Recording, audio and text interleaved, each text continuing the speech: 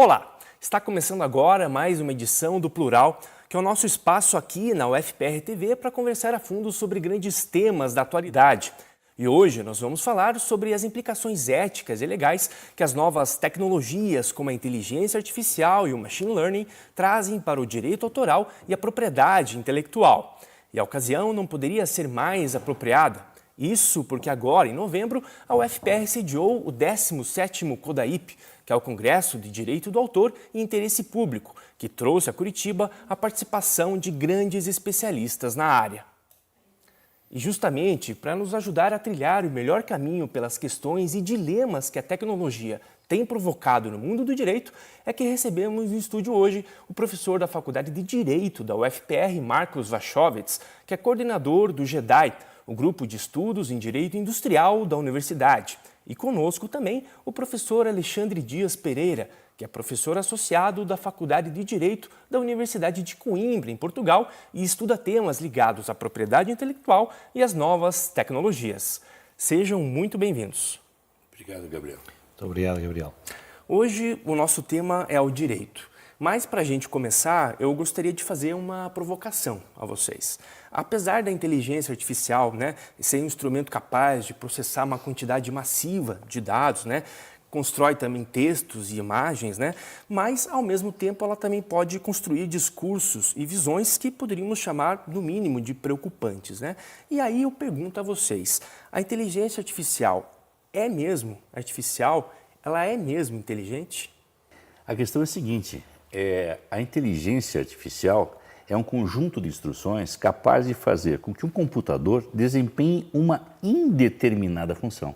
É o contrário do software. O software você programa e ele te dá um resultado, 2 mais 2, 4. Agora, a inteligência artificial ela vai te dar um resultado indeterminado, que não é aleatório, não é uma roleta de bingo, não é uma roleta de cassino. Ela vai lhe dar um resultado de uma decisão computacional. Certo. Professor Alexandre? Eu concordo inteiramente com o professor Marcos, porque, de facto, a inteligência artificial, por um lado, é inteligência, no sentido de que é um fruto da inteligência, procura emular, no fundo, fazer como a inteligência natural, é artificial no sentido de que não é diretamente produzida pelo ser humano, é já assim um resultado da própria máquina, que gera texto, como disse, e bem, imagem, gera som e até obras literárias e artísticas. Mas, portanto, se é inteligência, eu creio que sim, que é inteligência, e se é artificial, eu penso que também que é artificial, uma vez que não é diretamente gerada pela pessoa física natural, não é? Sim. Agora, professor Marcos, a gente tem visto que a inteligência artificial ela vem tendo um enorme impacto no quesito da questão da propriedade intelectual em todo o planeta. Isso tem fomentado muito debate. Recentemente, a gente teve um caso de um comercial da Volkswagen, em que houve a reprodução por inteligência artificial da imagem da Elis Regina cantando. Nesse caso, qual que é o entendimento jurídico sobre esse assunto? E se essa mesma lógica pode gerar quantos dilemas legais? A pergunta é muito boa porque, no caso específico da propaganda da Elis Regina, nós temos o que se chama de ressurreição digital. Ou seja, é um artista já falecido que é reestruturado digitalmente, holograficamente, digitalmente, para que ele ganhe nova vida. Nós já tivemos alguns casos disso nos Estados Unidos com Elvis Presley, mas especificamente com relação a este comercial que impactou muito a sociedade brasileira por conta de duas situações. Um é o carinho que todo brasileiro tem por Elis Regina, por ter sido aquele ícone que nos deixou na década de 80. A outra é a questão da música emblemática do Belchior, que também é outro autor, compositor falecido. Neste caso, nós tivemos, além da utilização de uma música já gravada por Elis Regina, a utilização da sua própria imagem, que são coisas distintas. O direito de imagem, de uso de imagem e o direito autoral. Neste caso, ainda teve mais uma outra discussão, é de que não houve uma prévia autorização formal, mas sim, a participação da própria filha na publicidade. O que gerou, num primeiro momento, uma questão. Mas o Conan chegou a determinar que não haveria um uso indevido da obra da Elis Regina e também um uso indevido da imagem do cantor, da cantora. Tivemos casos em outros países, como nos Estados Unidos, durante a campanha do Trump, em que se utilizou a voz de Pavarotti. E aí a família se desculpou, mas disse, não, nós não queremos que utilize a voz questionaram a situação. Questionaram essa situação. E aí a família impediu que houvesse a continuidade da campanha presidencial norte-americana do então candidato Trump. E, professor Alexandre, há casos similares na Europa dessa situação como aconteceu no Brasil também? Assim, um caso tão flagrante como este, de repente não me ocorre. Penso que tem a ver também com um enquadramento diferente do direito na Europa e o direito no Brasil, desde logo porque na Europa temos vários códigos civis, várias leis, e normalmente estas campanhas publicitárias, enfim, ficam muito localizadas em termos nacionais. Mas, por exemplo, particularmente em Portugal, não me ocorre agora nenhum caso. Mas, de facto, mostra como a inteligência artificial permite este renascimento, esta ressurreição da pessoa e, de algum modo, os seus direitos de personalidade voltam a ser, de novo, trazidos à pauta, com destaque para o direito à imagem, o direito à voz e outras formas de expressão da pessoa. Que não é também uma coisa extraordinariamente nova, basta pensar na arte pop do famoso Andy Warhol, quando estiliza a fotografia da Marilyn, não é? Portanto, já foi uma forma de eternizar a própria atriz, e de, com isso, produzir um novo objeto, um novo produto cultural. Mas, de facto, agora a inteligência artificial eleva esse fenómeno a uma escala industrial, diria, não é? Sim, que é uma novidade, né? Agora, voltando ao professor Alexandre, agora, entre os dias 6 e 8 de novembro, o GEDAI, que é o Grupo de Estudos em Direito Industrial, liderado pelo professor Marcos, promoveu o 17º CODAIP, né? Que é o Congresso de Direito do Autor e de Interesse Público, onde esses temas mais atuais ligados ao direito autoral vieram à tona, né? Os principais tipos de dilema e debates, né, que a tecnologia ela tem trazido, digamos assim, para o direito em um contexto mundial? Olha, Gabriel, desde logo, deixa-me começar por testemunhar o meu agradecimento ao professor Marcos por, mais uma vez, nos permitir este convívio com a UFPR e da Faculdade de Direito, o grupo do GEDAI. É um grupo extraordinário de pesquisadores que já tem um histórico tão rico e tão promissor e, de facto, é uma mais-valia para a Universidade, para a UFPR e não podia deixar de fazer aqui esta referência de reconhecimento e de agradecimento.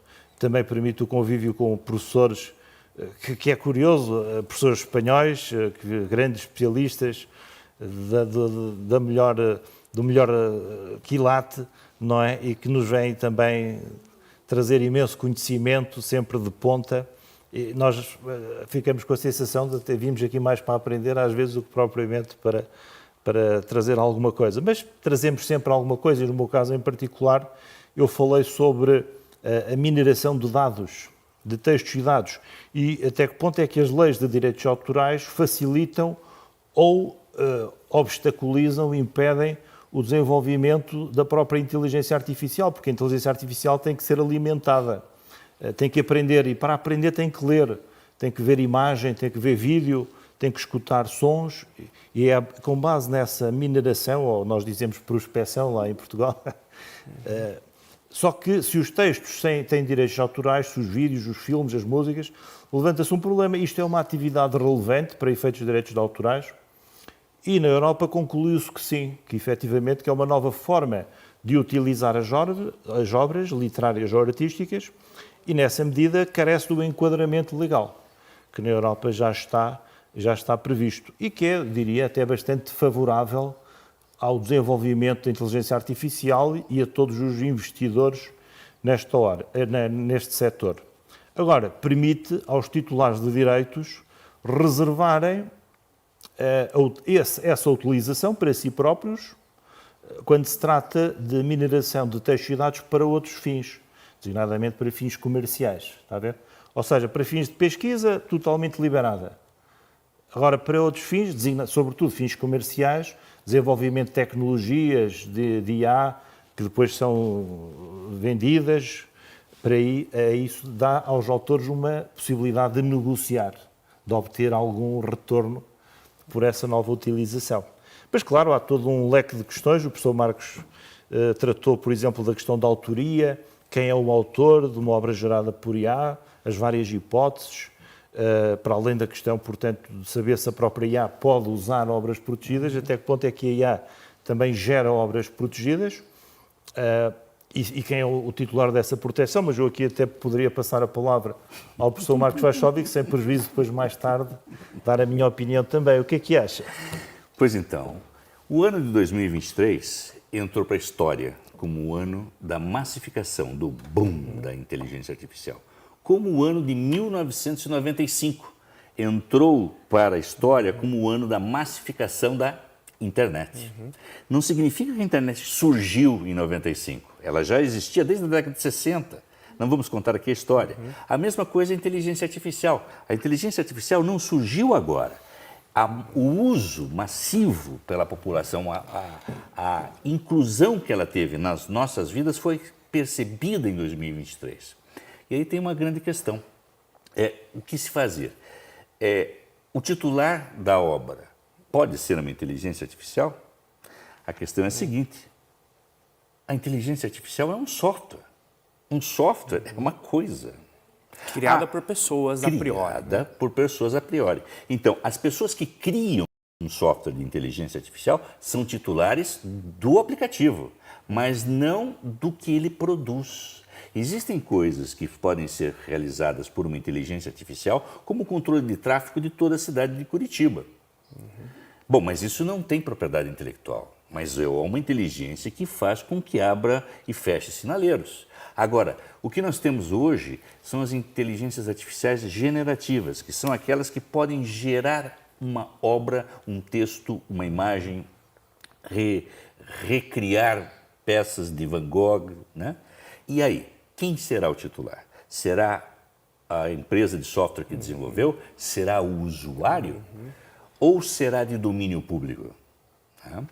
Ou ainda aos que desenvolvem uma tese de um direito conexo, que seria um direito como o titular de um fonograma, a fim de que haja uma remuneração àquele que está utilizando ou desenvolvendo a IA. O fato é que nós precisamos ter uma definição mais clara sobre isso, porque já não é de hoje que algumas obras, por exemplo, eu vou dar um exemplo de 2 anos atrás e passo para o professor dar um exemplo mais recente. Há 2 anos atrás, nos Estados Unidos, houve um concurso de crônicas e quem ganhou foi uma IA, uma inteligência artificial que foi treinada com as obras de Shakespeare. Então, ela fez o treinamento machine learning com as obras de Shakespeare e produziu um soneto. E aí ganhou. E depois que ganhou o prêmio, é que se revelou, olha, isso aqui foi fruto de IA. Para quem que vai o prêmio? Para quem que vai o prêmio? E são muitas hipóteses ali, né? Porque são várias... É uma cadeia também de produção, né? E realmente para o direito correr atrás dessas circunstâncias, né? Dentro dessa complexidade tecnológica é um desafio muito grande também, né, professor Alexandre? Sim, Gabriel. E eu penso que neste momento ainda não há uma resposta definitiva para essa questão.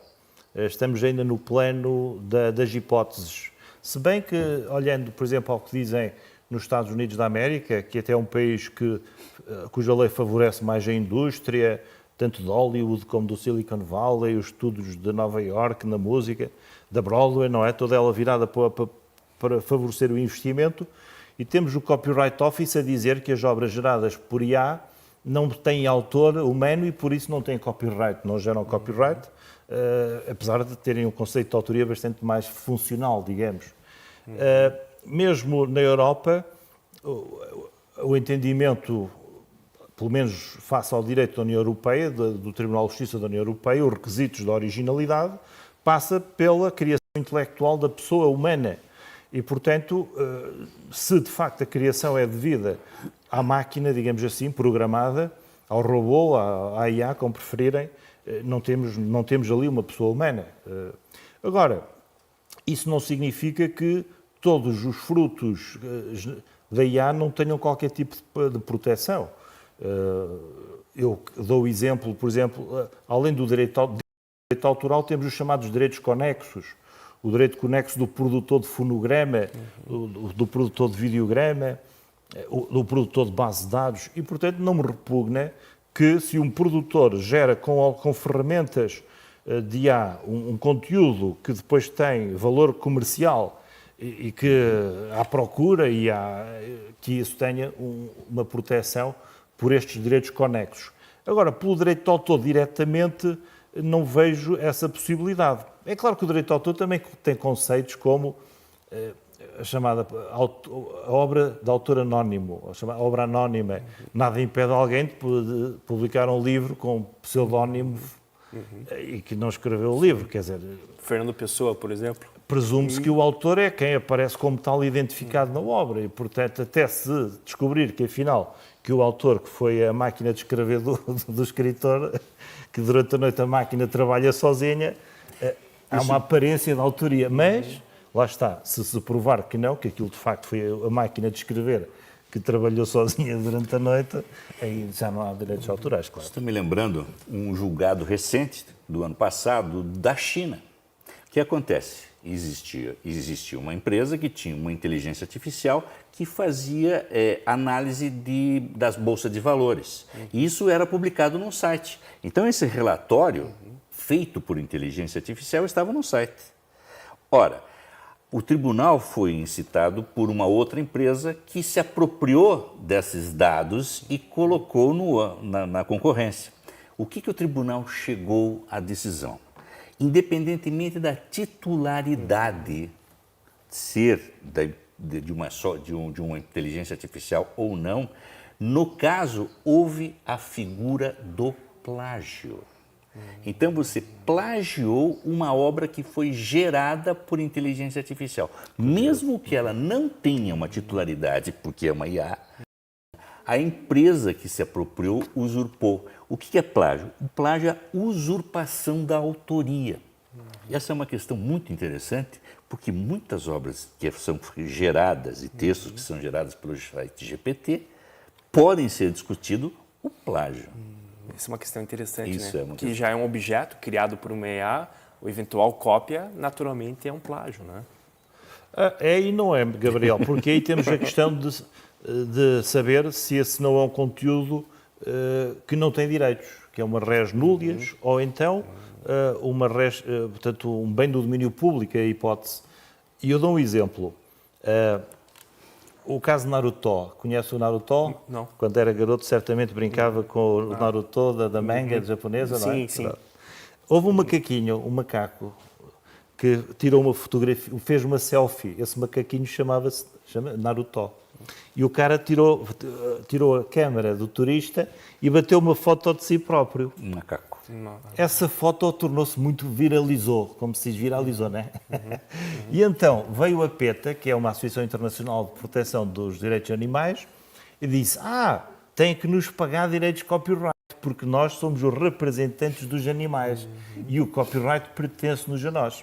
E isto foi à corte, não é? À corte, neste caso, americana, e mesmo a corte americana, que mais uma vez, repito, tem um conceito muito mais virado para o mercado, para o valor económico das coisas, disse, não, de facto, as obras geradas por animais não dão direitos de autor, nem aos animais diretamente, nem às associações de proteção dos animais. E, portanto, a minha questão é, se nem os animais geram conteúdos protegidos por direitos de autor, porquê é que uma IA há de gerar conteúdos protegidos por direitos de autor? Portanto, eu sinceramente aí acho que a tese do domínio público me parece mais... No fundo, são conteúdos que todos podem usar, Agora, se a pessoa se acha que é um grande autor, pegando em textos gerados pelo GPT e publicando-os em seu nome, se acha que é um grande autor, pronto, se há mercado para isso... Sim.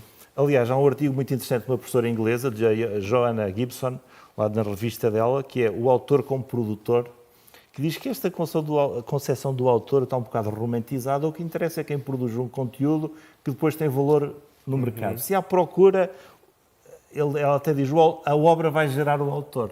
E depois a grande questão hoje já nem é da proteção da obra, é da proteção do nome do autor. E a utilização abusiva do nome do autor para conteúdos que não se sabe quem é o autor.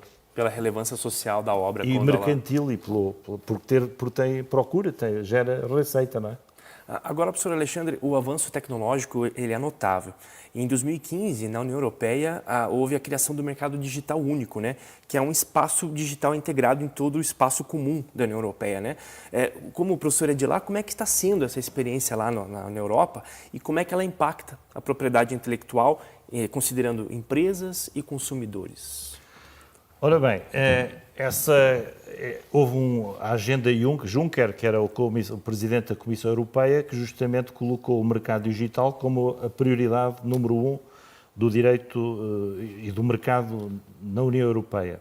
E, efetivamente, foram adotadas várias medidas, proteção do consumidor, proteção de dados, proteção de direitos autorais, agora os regulamentos sobre os serviços digitais e os mercados digitais, muitas diretivas no domínio da proteção do consumidor, repito, e mais recentemente temos uma proposta, está quase em vias, está quase para ser aprovada, finalmente, que é do regulamento sobre a inteligência artificial. E, portanto, o que se pretende é que a inteligência artificial seja desenvolvida na Europa, que as leis não impeçam, pelo contrário, que favoreçam o desenvolvimento da IA na Europa, para que haja investimento também nessa tecnologia, que o dinheiro não fica nos Estados Unidos, ou no Brasil, ou na China, que vá criar empregos, que vá desenvolver tecnologia na Europa, mas ao mesmo tempo que respeite os direitos fundamentais, porque de facto a inteligência artificial tem um potencial extraordinário de reduzir cada um de nós a dados, não é? Cada um de nós torna-se um saco de dados. E nós somos mais que um saco de dados, não é? E daí a importância, de facto, de garantir que a inteligência artificial respeita o direito que já temos, portanto, desde logo os direitos das pessoas.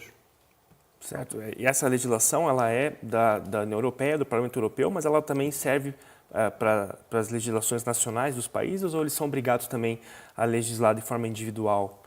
Ora bem, nós temos o direito da União Europeia, enfim,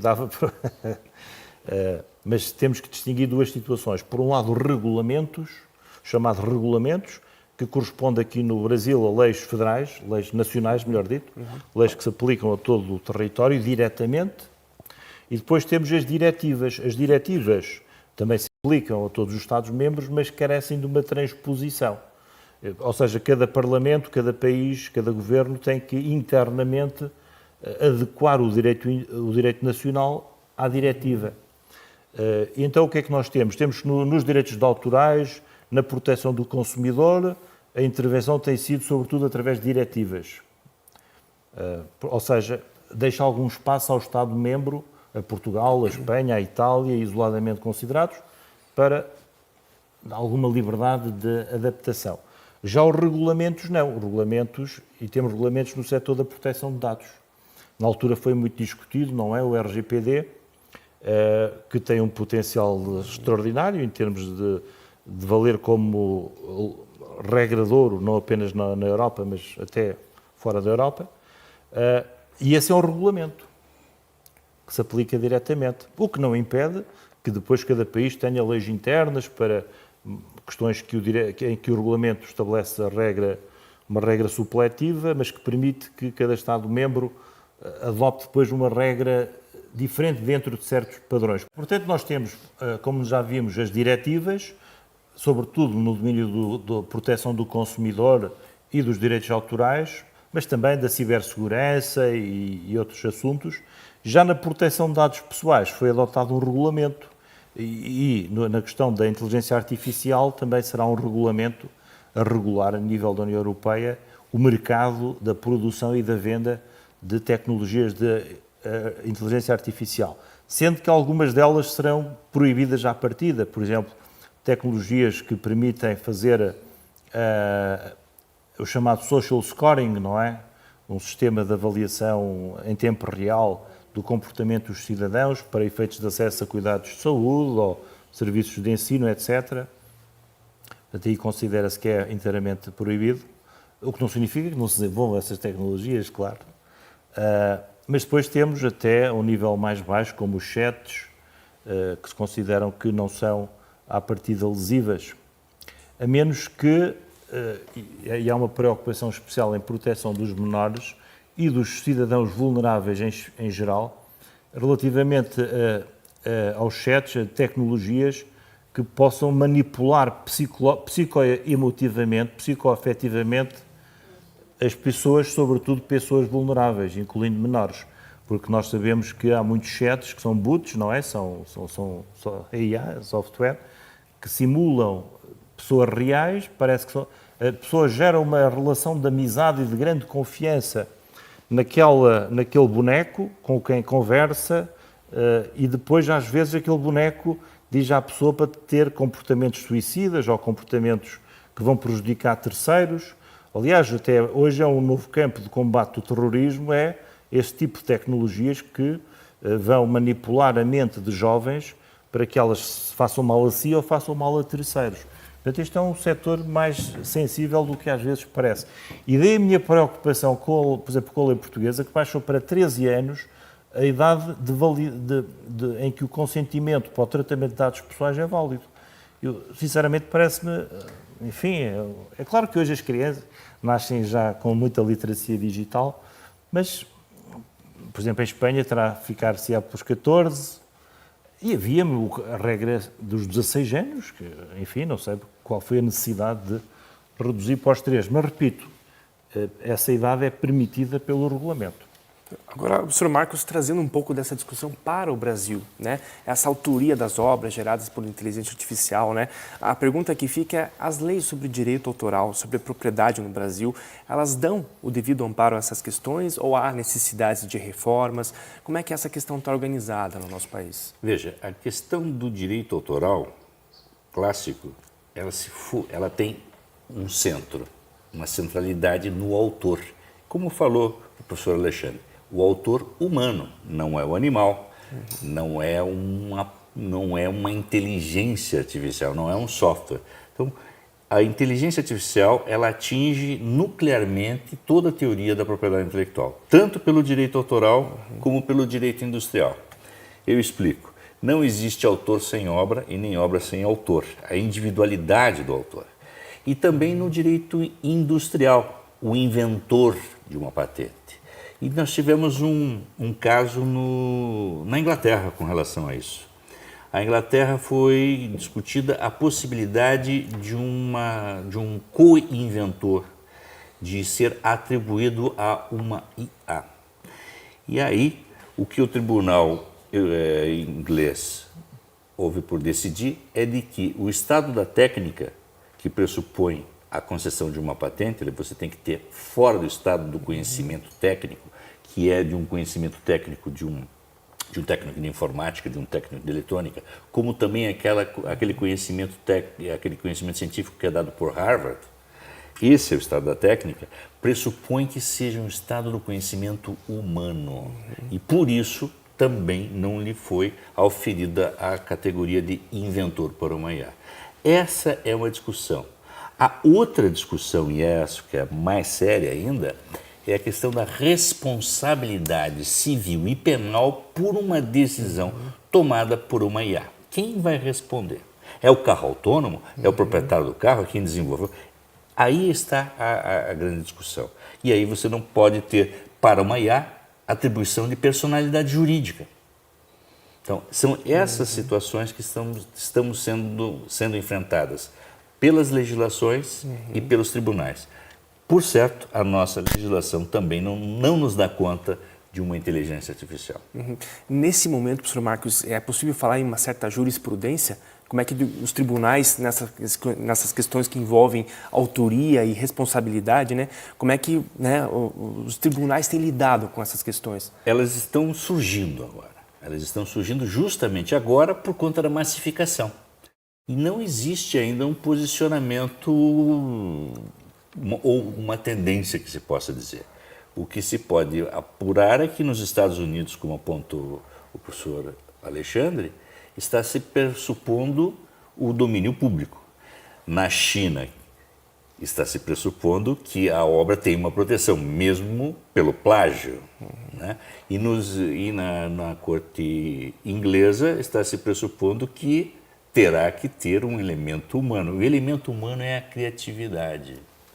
Existe a criatividade humana e existe a criatividade computacional ou informacional. As duas são completamente diferentes. A nossa criatividade, no estado da técnica hoje, faz com que a atividade humana seja única.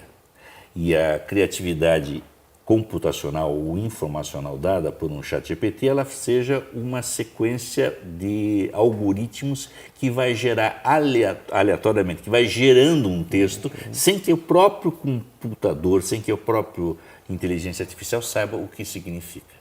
É uma sequência de comandos que são realizados. E isso é que nos assustou.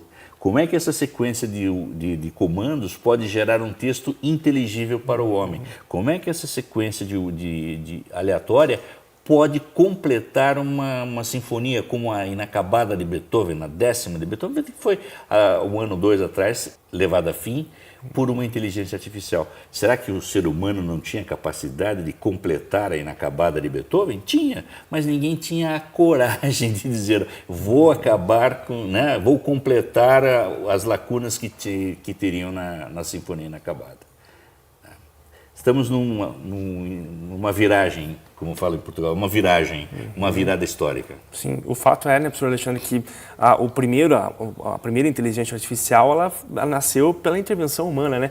Alguém que produziu os códigos, e aí depois ela foi ganhando a sua autonomia. E aí gera todo esse debate que a gente está discutindo aqui, né?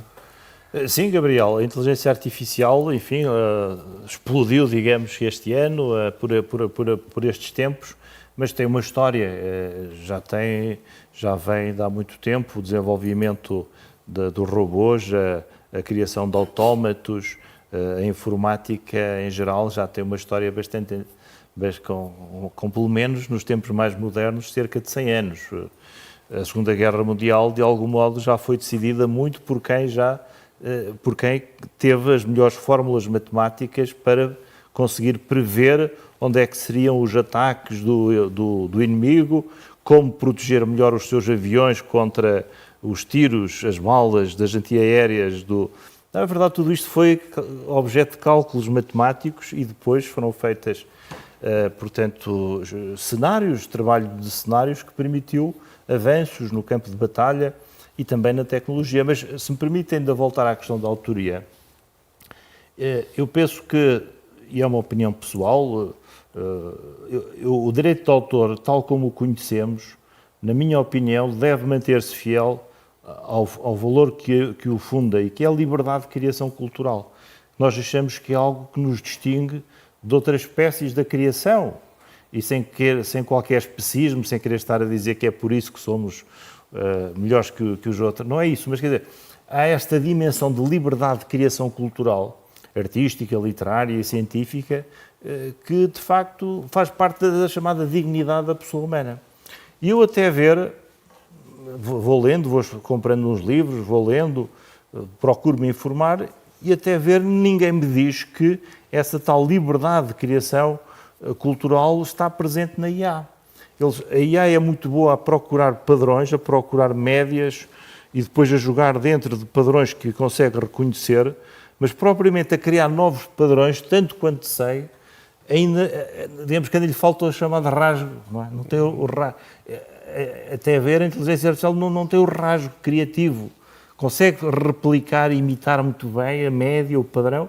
Agora, criar novos padrões, tanto quanto sei, ainda não está muito avançada. Mas quem sou eu para dizer que daqui a 2, 3 anos o cenário, como as coisas estão a evoluir tanto, o que eu estou a dizer não fará qualquer sentido daqui a pouco tempo. Mas eu até a ver ainda sou muito fiel a esse paradigma do direito de autor em sentido estrito, não estou a falar de toda a propriedade intelectual, ser muito fiel a esse conceito de autor enquanto criador literário no exercício da sua liberdade de expressão, da sua liberdade de criação cultural, que é algo que nos distingue, não é? Agora, há depois também questões de responsabilidade, como falou o professor Marcos, e que são da maior importância. Por exemplo, no setor da medicina, é um setor em que se espera muito da inteligência artificial, em todas as especialidades, claro, mais numas do que outras, mas, por exemplo, no caso dos cancros da pele, problemas da visão, a questão do tratamento de imagens no cérebro, há aí todo hoje um desenvolvimento da tecnologia aplicada à medicina que, se não faz milagres, anda lá perto. E a grande questão que se vai colocar a não muito longo, em breve trecho, é até que ponto é que os médicos poderão atuar sem usarem estas ferramentas, até que ponto é que não será má prática médica não usar estas ferramentas. Porque, no fundo, como dizia um autor, a inteligência artificial está um bocado para os nossos tempos como esteve o binóculo, como esteve o microscópio.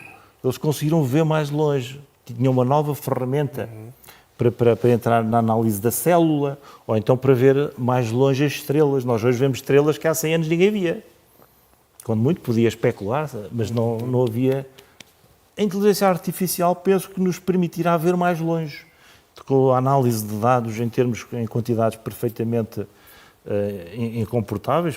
No fundo é uma ferramenta da maior utilidade. Oxalá não nos deixemos dominar pela ferramenta e a mantenhamos sempre como uma ferramenta e como utensílio, não é? E nesse ponto é que nós temos os riscos, né?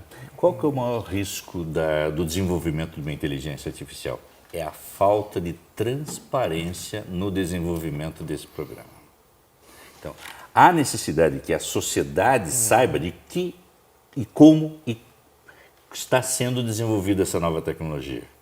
Isso é de fundamental importância, porque senão nós seremos tomados por uma tecnologia já posta por uma Big Tech e a sociedade vai ter que criar leis para reparar o desenvolvimento que já está posto dentro, o desenvolvimento tecnológico que está posto e faz com que nós não tenhamos como nos desvencilhar deles mais, entendeu? Sim, as leis viriam já com um suposto atraso diante de uma supremacia de poucas empresas, né? E que foi definida pela forma de programação do software. Sim, e que não conhecemos o código, né? E que não conhecemos o código. No fundo, essa questão é da maior atualidade, porque afirmam-se padrões de facto, com adesão voluntária pelos usuários, termos de uso, políticas de privacidade, há uma adesão voluntária à tecnologia, cria-se o standard e muitas vezes tem que vir depois a lei do Estado, ou da União Europeia, ou do que for, que até parece que está a invadir o que era até consensualmente usado e feito como sendo uma coisa normal. Mas muitas vezes tem que vir a lei e dizer, isso afinal não é assim tão normal como pode parecer. Não é? E a lei intervém e às vezes, nesta perspectiva libertária de que as tecnologias serão... E esse risco é muito sério, porque uma IA pode... o desenvolvimento de uma IA, e nós aqui nós somos advogados, nós somos juristas, nós somos desenvolvedores. Os próprios desenvolvedores das inteligências artificiais dizem que podem haver vieses racistas, homofóbicos, etc., que repercutem depois no resultado final. E isso faz porque você não teve a transparência. Isso faz porque o próprio desenvolvedor não percebeu que havia esses vieses. E aí é que reside o papel do Estado. Aí é que reside o papel do Estado em defender e assegurar as nossas garantias fundamentais de privacidade, de liberdade, de criação, etc. E este ponto é da maior importância que o professor Marcos referiu, porque todas estas tecnologias agora estão muito com base no processamento natural de linguagem. Eu dou um exemplo, para efeitos de seguro de um automóvel, seguro do carro. Nós temos a linguagem natural, tem lá em Portugal, cá no Brasil, não quero ser politicamente incorreto, não é brincadeira sequer, Mas eu dou um exemplo. Nós temos uma expressão popular que é infeliz, eu reconheço, mas que existe e é usada. Diz assim, mulher ao volante, perigo constante. Ora, o computador, perante esta frase, quando vai avaliar o seguro para uma mulher, se diz que mulher ao volante, perigo constante, o prémio que ela vai pagar é muito superior. Se nós permitimos que este computador trabalhe com esta linguagem popular, digamos assim, cheia de vieses, cheia de preconceitos, o computador, por natureza, vai replicar esses vieses. A mesma coisa pode acontecer, como disse muito bem, na questão das raças, na questão da... Portanto, não apenas a discriminação da mulher, mas de pessoas de religião diferente, etc, etc. Por exemplo, o protótipo de todo o todo o muçulmano é um terrorista, quer dizer que é um absurdo, não é? Agora, reforça estereótipos, né? Reforça muito estereótipos e, portanto, temos de ter muito cuidado na forma como se faz o aprendizado da máquina. Porque se vamos ensinar à máquina todos estes estereótipos, a máquina só vai repetir aquilo que lhe dermos para ela aprender. E a importância de alguma, vou ser mais uma vez politicamente incorreto, de alguma higiene da linguagem com que queremos que a máquina trabalhe. Porque se nós dizemos à máquina, mulher ao volante, perigo constante, o que isso significa é que depois o seguro, se for uma mulher a tomar o seguro, vai ser mais caro. Perfeito. E é uma coisa perfeitamente inocente, está a ver? A gente nem se apercebe. Então, o professor Alexandre, né, vai fazer um comentário sobre as fake news. E nessa sequência, Gabriel, vê o que se passa com o problema das fake news, das notícias falsas, da utilização da imagem das pessoas, até em contextos pornográficos. A internet e com a inteligência artificial pode transformar-se num faroeste completo em que vale tudo e ao mesmo tempo não vale nada.